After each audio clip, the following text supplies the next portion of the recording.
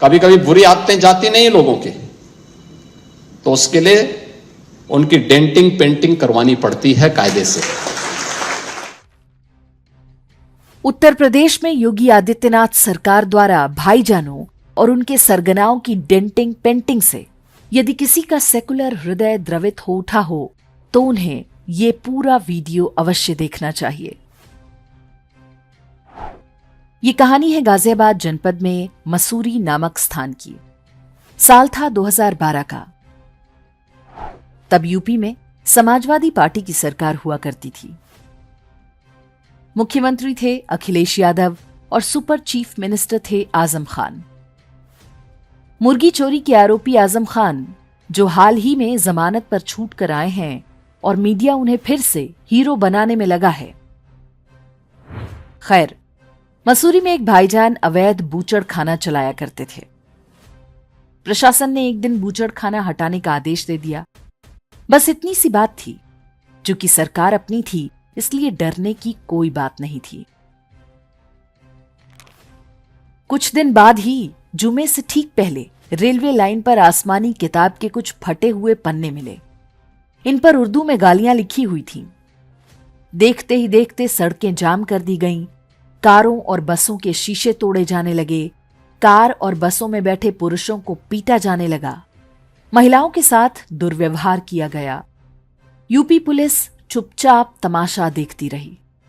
उसे ऊपर से ऑर्डर मिला था कि कोई कार्रवाई नहीं करनी है। थोड़ी ही देर में मजहबी भीड़ ने पुलिस थाने पर हमला कर दिया। तब जाकर पुलिस ने आत्मरक्षा में गोली चलाई। इस कार्रवाई में 6 दंगाई मारे गए। लखनऊ से शिवपाल यादव को भेजा गया। जिन लोगों को सजा मिलनी चाहिए थी, जिनके मकान और दुकान की नीलामी होनी चाहिए थी, उन्हें मुआवजे के नाम पर 5-5 लाख रुपए इनाम मिला। सबसे विशेष बात यह कि बूचड़ खाना हटाने का आदेश वापस ले लिया गया, जबकि हिंसा का कारण कुछ और ही बताया गया था। आसमानी किताब की बेअदबी केवल एक बहाना थी। अखिलेश यादव सरकार दंगाइयों के आगे पूरी तरह बिछ गई। तब जाकर उनका क्रोध कुछ शांत हुआ। लेकिन 6 दंगाइयों की मौत का बदला अभी बाकी था। कुछ दिन बाद मसूरी थाने के बाहर फिर से हमला हुआ। एक ट्रक से वहां तैनात पीएसी के जवानों को रौंद दिया गया। 5-6 जवानों की इस हमले में मृत्यु हो गई। तब जाकर भाईजान का कलेजा ठंडा हुआ। यूपी में अब माहौल बदला हुआ है। सरकार और पुलिस उनके आगे सरेंडर नहीं करती, इसलिए भाईजान परेशान हैं। उन्हें अखिलेश यादव वाला अमन चैन फिर से चाहिए। काफिर एक बार ये स्वीकार कर ले कि भाईजान को अपने गुस्से पर नियंत्रण नहीं है। गुस्सा आने पर उनको हिंसा का अधिकार है, तो काफिर चाहे उसकी जितनी भी खुशामद कर ले, भाईजान को जब भी हिंसा की आवश्यकता होगी तो गुस्से का कारण वो स्वयं पैदा कर लेगा। काफिर की हत्या करने के लिए कोई झूठा बहाना भी पर्याप्त होता है। बात केवल यूपी की नहीं है। वर्ष 2021 में बांग्लादेश में किसी भाईजान ने दुर्गा पूजा पंडाल में घुसकर माता के चरणों में आसमानी किताब रख दी। हाथों हाथ उसकी फोटो खींच ली और सोशल मीडिया पर वायरल करा दिया। हंगामा मच गया कि हिंदुओं ने आसमानी किताब की बेअदबी की है। सिर तन से जुदा के नारे लगने लगे और भाईजान को खून खराबे का लाइसेंस मिल गया। दूसरी ओर हिंदू हैं जो दुर्गा पूजा में फिलिस्तीन की आजादी के पोस्टर लहरा रहे हैं, इस आशा में कि भाईजान उनकी सद्भावना को देखकर इंप्रेस हो जाएगा और काफिर के सफाये के अपने अभियान में उन्हें स्पेशल डिस्काउंट दे देगा।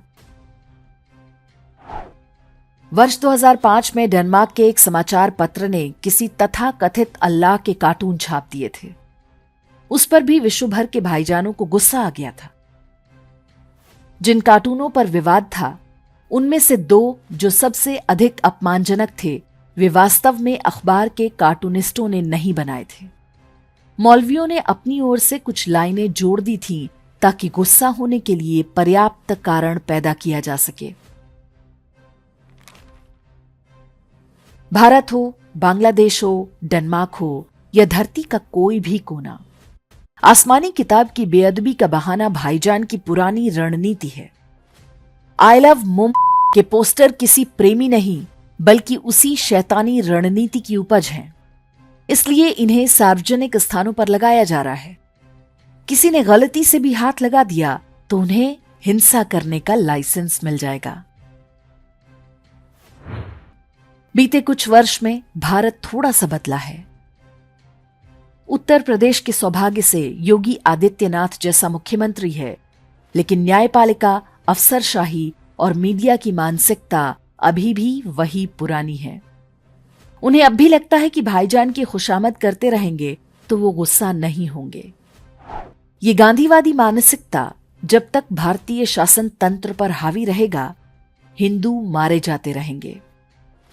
बांग्लादेश, पाकिस्तान और अफगानिस्तान ही नहीं, भारत में भी हिंदुओं की हत्याओं पर ना तो मीडिया बोलेगा और ना कोर्ट में बैठे अंग्रेजों के जमाने के लाट साहब।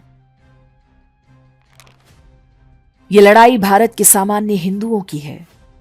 हमारी आने वाली पीढ़ियां इस देश में सुरक्षित रह पाएं, इसके लिए आवश्यक है कि मजहबी षड्यंत्रों का इतिहास, भूगोल सदैव याद रखें और अपने बच्चों को बताते रहें।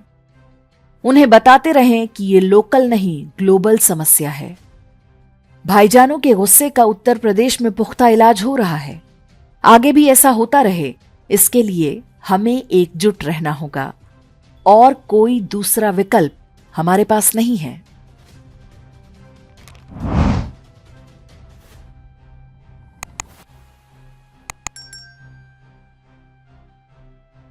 इंडेक्स ऑनलाइन के वीडियो समाज को समर्पित हैं। आप इनको डाउनलोड करके जैसे चाहे वैसे प्रयोग कर सकते हैं। चाहे तो आप हमारे टेलीग्राम चैनल से जुड़ सकते हैं। वहां सारे नए पुराने वीडियो आपको मिल जाएंगे। हमारे सोशल मीडिया लिंक हर वीडियो के डिस्क्रिप्शन में होते हैं। हमारा एकमात्र उद्देश्य हिंदू समाज को जागृत और एकजुट करना है। इसमें सहभागी बने। धन्यवाद।